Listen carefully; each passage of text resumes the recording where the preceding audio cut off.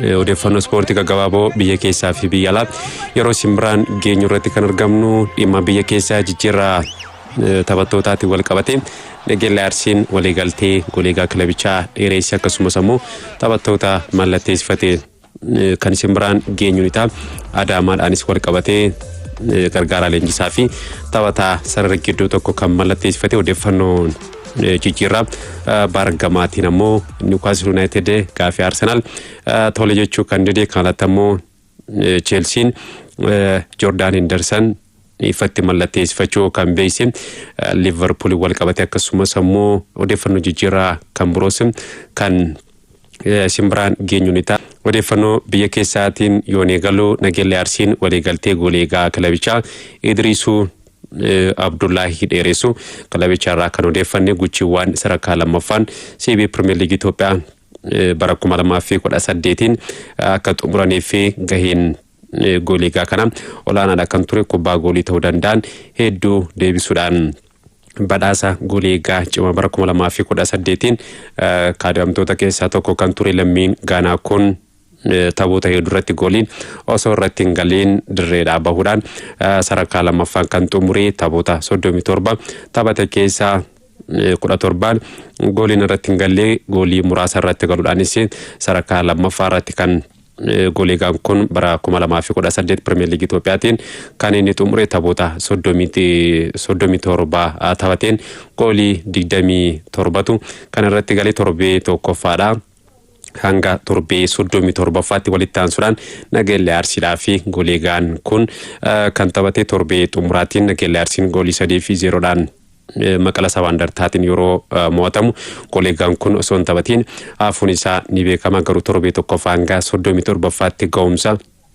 gaarii Nageellee Arsii keessatti kan inni mul'ise ammas kilabicha waliin turuudhaa fi waliigaltee waggaa lama kan inni dheeresse Nageellee Arsiin waliigaltee taphattoota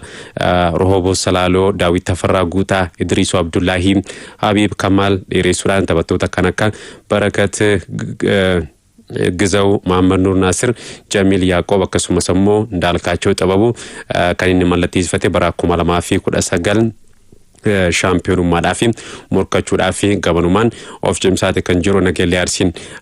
Adaamaatti on darbuu taphataa sarara gidduu Fitsuum Alamuu mallatteessifachuudhaa fi kan waliigalee Faasil Takkaalliin leenjisaa gochuudhaan kan qacare Adaamaan bal'inaan jijjiiraa irratti hirmaachaatiin jiru kilaboonni hedduu taphattoota ciccimoo mallatteessifachaati kan jiranu barfate jijjiiraa irratti hirmaachuu kan eegale Adaamaan Fitsuum Alamuu mallatteessifachuudhaaf waliigaluu Sokor Itoophiyaa kan gabaase Fitsuum Premier League Itoophiyaa bara 2018 kilabiin isaa Maqalaa Sabaa Indartaan gara liigii olaanootti gadi buuse dhuunfaadhaan bara dorgommii ba'eessa kan dabarse kaadhimamtoota taphataa cimaa bara 2018 keessa Fitsuum isa tokko kan ture kana dura Premier League Itoophiyaatiin Bahardaan Faasil akkasumas Machaaliifin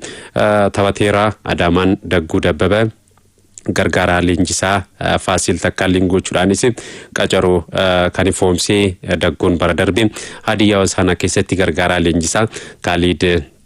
Muhammadi kan ture odeeffannoo biyya keessaa kanumaan xumuruudhaan odeeffannoo Bargamaatti yoon ce'u Chelsiin taphataa sarara gidduu Jordan Henderson ifatti kan mallatteessifatee taphataan kun bara darbe Brentford keessatti taphachaati kan ture Brentford waliin waliigaltee qabu adda kutuudhaan kaleessa ifatti jijjiirraa bilisaatiin Chelseatti kan makame taphataan duraanii Liverpool kun waliigaltee waggaa lama hanga 2028 Chelseadhaaf kan mallatteesse umurii 36 irratti kan argamu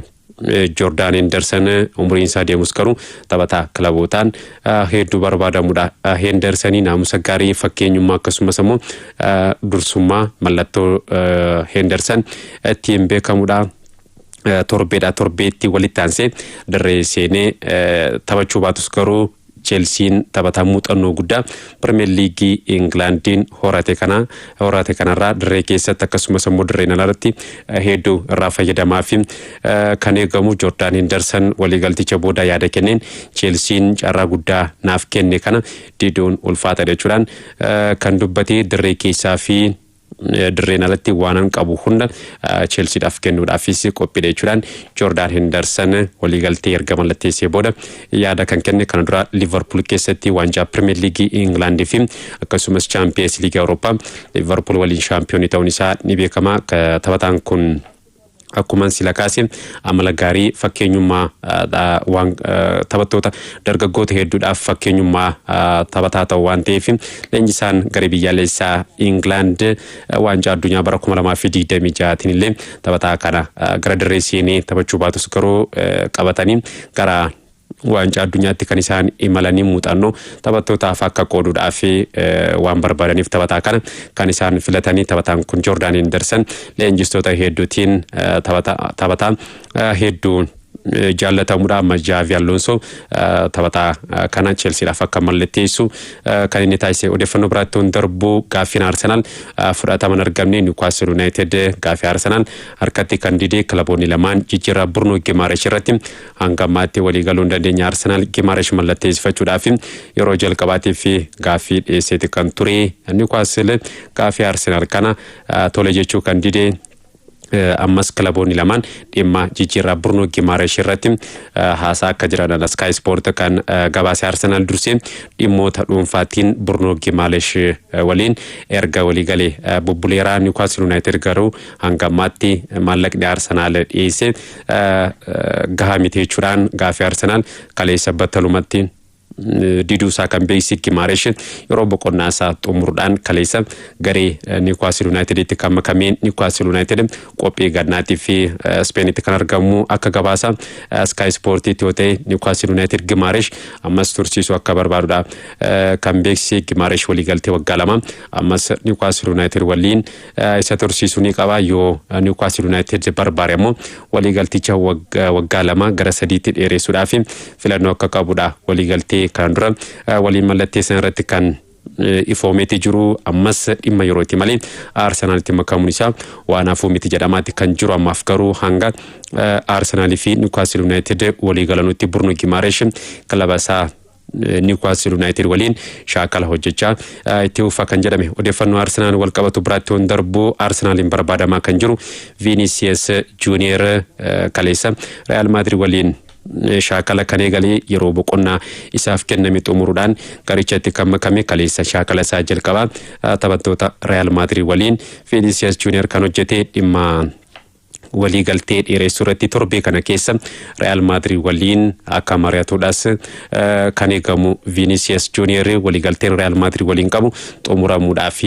waggaa tokko qofa kan hafe. Yoo waliigalteen dheeressuu baate ammoo Real Madrid taphataa kana gurguruudhaaf akka ta'edha Spain kan gabaase. Vinicius Junior amma filannoo sadiidha kan inni qabu. Tokko waliigaltee dheeressee Real Madrid waliin itti ufuun, inni lammataa immoo Madrid waliin yoo waliigaluu baate jijjiirraa ganna kanaatiin Arsenalitti makamuudha kan jedhame. Inni sadaffaa immoo waliigaltee osoon dheeressin achuma Real Madrid turuudhaan ganna dhufu jijjiirraa bilisaatiin kilabicha gadhiisuudha kan jedhame. Hundaafuu kilabicha waliin torbee kana keessa mari'achuudhaan murteessaa kan jedhu ni eegama. Akka Mundo Deportivo gabaasetti yoo ta'e ammoo torbee dhufu keessa Vinicius Junior leenjisaa kilabicha Jose Mourinho waliin dhimma turmaata waliigaltee dheeressuu irratti leenjisicha waliin mari'achuudhaaf akka ta'edha. Mundo Deportivo akkasumas Marcaanfaa kan isaan gabaasan. Ergaawwan dhufan muraasa ilaaluu fi Najib Badru Jibril jechuudhaan Iluu Abbaabor Daarimurraa kan barreesse. Jordan Henderson mallatteessuun isaa natti toleera kan jedhe. Fuad Jaammanaa jechuudhaan Bunoo Baddalleerraa kan barreesse. Mikel Arteetaan isaan wal qabsiiti kan barreesse. Gazali Amin Nadhii Gibeerraa kan barreesse. Akkasumas Omar Abdoo waa'ee Arsenal jedhee simbiraan geera. Siriqaa Bushaa jechuudhaan Wallagga Baasaa Sigaaraa qophiin keessan bayeessaa jedhee. Abdii Kabbadaa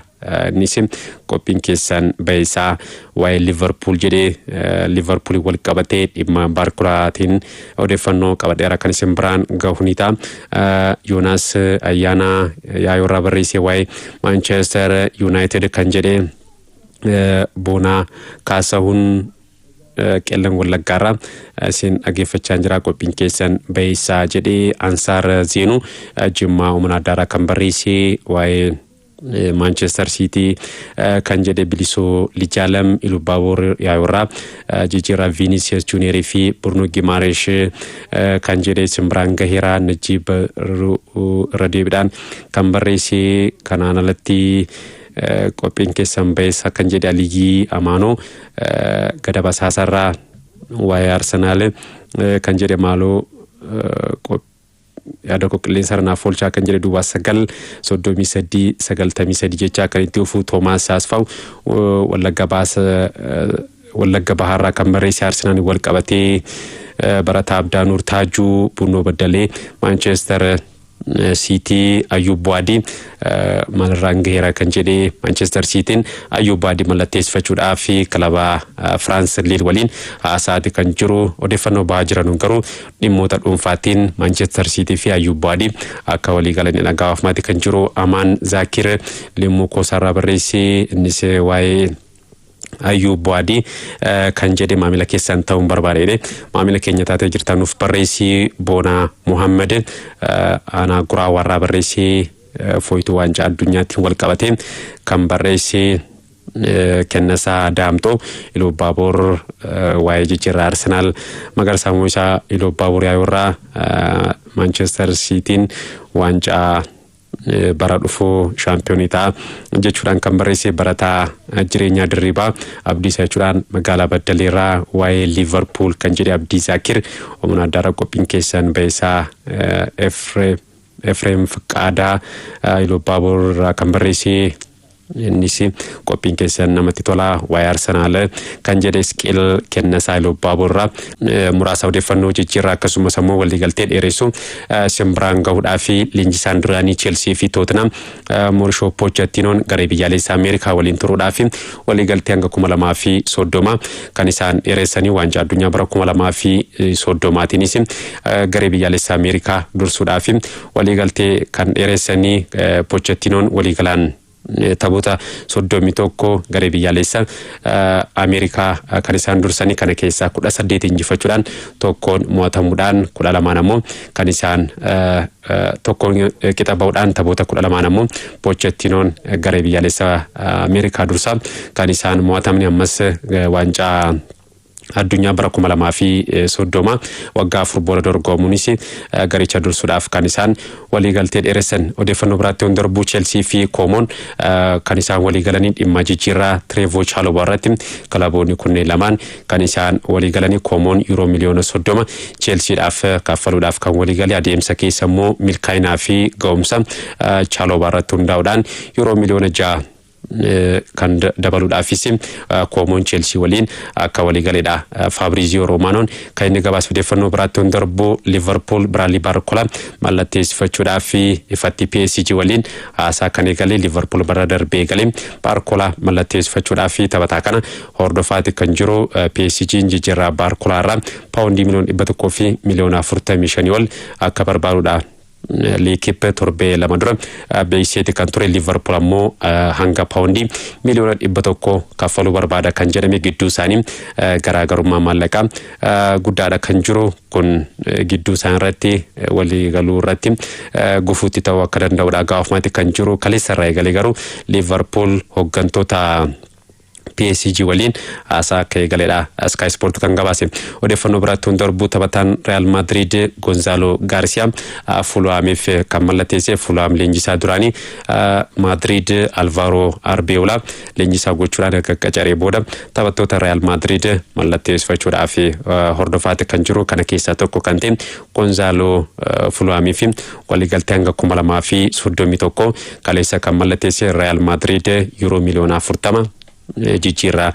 taphataa kanarraa akka argatus Fabrizio Romanoodha kan gabaase waancaa addunyaatiin ga'umsa addaa kan mul'ise gooleegaan Cape Verde Vozinha kilaba Chilii Colo-Coloodhaaf kan inni mallatteesse Vozinhaan deeggartoota kilaba kanaatiin akka gootaatti kan inni simatame kaleessa waliigaltee mallatteessuudhaaf yeroo gara kilabichaatti dhufu deeggartoonni hedduu taphataa kana simachuudhaan kan isaan dinqisiifannaa guddaa akkasumas immoo ga'umsa waancaa addunyaatiin mul'iseen dinqisiifannaa hedduu taphataan kun argachaati kan jiru waancaa addunyaatiin kubbaa goolii ta'uu danda'u hedduu taphattoota jalaa deebisuudhaan kilaboota hedduutiin barbaadamaati kan ture ga'umsa mul'iseenis carraa liigii Chili keessa taphachuu kan argate odeeffannoo biraatti on darbu Bayern Munich taphattoota kilabichaa Joao Palhinha akkasumas Brian Zaragoza fi Sacha Boey gurguruudhaaf qophii akka ta'e kilabichi kan ifoomse Director Sportii Bayern Munich Max Eberl kana kan isaan mirkaneessanii yaada kennaniin taphattoonni kunneen sadan ni gadhiisuu yoon waliin kan turan ta'e carraa taphaa hin argatan kanaaf isaaniif ulfaataadha jechuudhaan kan isaan dubbatanii kanaaf ammoo yoo taphachuu barbaadan kilabicha gadhiisuu qabu jechuudhaan Director Sportii Bayern Munich kan isaan dubbatan odeeffannoo biraatti on darbu dhimma Manchester United fi Marcus Rashfordin wal qabateen kilabiin Tarkiyyee Fenerbahce maallaqa guddaa ramaduudhaan taphataa sarara fuulduraa Manchester United Marcus Rashford mallatteessifachuudhaaf qophii akka ta'e zaasaan kan gabaase Marcus Rashford bara darbe Barcelonaadhaaf taphachaati kan ture ergisaadhaani ka'umsa beeysa mul'isaati kan ture filannoo jalqabaatiin akkasumas immoo jijjiiramee seenuudhaan Barcelonaadhaaf goolii galchaati kan ture erga Barcelonaan taphataa kana maallaqa kaffaluudhaan taphaticha achumatti tursiisuu waan hin barbaanneef Marcus Rashford gara Manchester Uniteditti kan deebi'e Manchester United keessatti itti ufamoo kilaboota birootiif mallatteessaa kan jedhu kan eegamu ta'a kilaboonni Saudi Arabiyaa Marcus Rashford mallatteessifachuudhaaf barbaadus garuu taphatichi Awurooppaa keessa turu akka barbaadu beeksiseeti kan ture kanarraa ka'uudhaan Fenerbahceen maallaqa olaanaatiin taphataa kana mallatteessifachuudhaaf qophii akka ta'edha gaafumatti kan jiru kaalatammoo dhimma Liverpool wal qabate Gakpo akkuma sila dhaggeeffataan keenya tokko dhimma Gakpooti wal qabatee nu gaafatee Tottenham taphataa sarara fuulduraa kana mallatteessifachuudhaaf taphaticha waliin haasaa akka eegale gaafumatti kan ture Liverpool garuu taphataa sarara fuulduraa kana gurguruudhaaf qophii akka hin taanee fi taphaticha tursiisuudhaaf fedha akka qabuudha gaafumatti kan jiru Tottenham jijjiirraa ganna kanaatiin kilaboota taphattoota ciccimoo mallatteessifatan keessaa sadarkaa jalqabaa irratti kan argamu Maatiyaas Fernandes akkasumas immoo Sandro Tonali West Ham United fi akkasumas immoo Newcastle United irraa maallaqa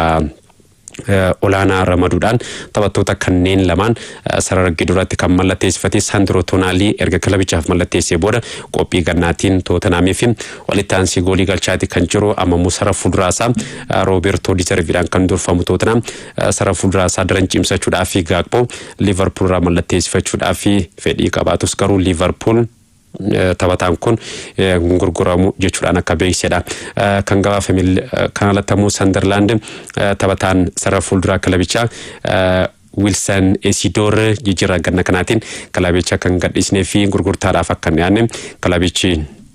kan beeksise West Ham United Premier League England gara Championship Englanditti kilabiin gadi bu'e taphataa Haiti kana mallatteessifachuudhaaf fedhii akka qabu Sky Sport kan gabaase garuu Sunderland taphataan kun kilabicha waliin ni tura hin gadhiisu jechuudhaan akka beeksedha kan gabaafame kan alatammoo goleegaan garee biyyaalessa Germany fi Barcelona Marc-Andre ter Stegen kilaba Ajaxitti makamuudhaaf ergisaadhaan akka walii galeedha Sky Germany kan gabaasee carraa taphaa Marc-Andre ter Stegen waggoota 2-3 darban Barcelona keessatti carraa taphaa argachaati hin jiru kanumarraa ka'uudhaan ergisaadhaan kilaba Netherlands Ajaxiif mallatteessuudhaaf akka walii galeedha kan gaafame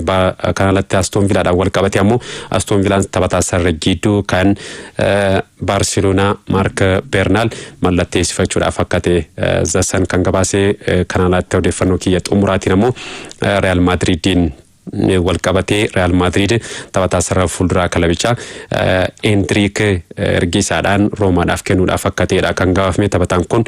jijjiirraa ganna darbeetiin ergisaadhaan Olympique de Marseilleedhaaf erga mallatteessee booda kilaba kana keessatti ga'umsa beessa mul'isuudhaan goolii galchaati kan ture qophii gannaatiinis gara Real Madrid deebuun isaa ni beekama carraa taphaa argachuudhaaf jecha gara Roomaatti ergamuudhaaf akka ta'edha gabaafamaatti kan jiru waliigalaan odeeffannoo ispoortii yeroo kana xumureetan jira qophiileen OBN itti fufu turtii gaarii. Uchesa Dukele. Pospasta koki baba Muhammad. Kama Kenya jabane aegalu. Sporti. Lati rejane ungal na sosolu. Sporti. Lati